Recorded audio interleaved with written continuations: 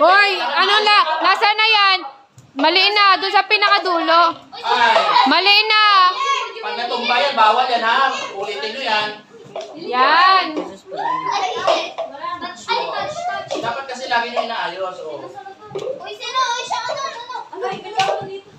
Ako dito ka. Doon ka sa dulo.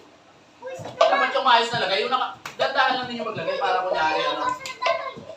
Hala, hala, hala. Ay, naku, Kim. Na-late si JM, sayang. Oy, natumba. Wait. Natumba mo na. Ayun. Kasi ikaw mag-ayos mo. Dapat balansin talaga lahat. Ako mag-touch. Go, Keisha! Bilis mo. Wait,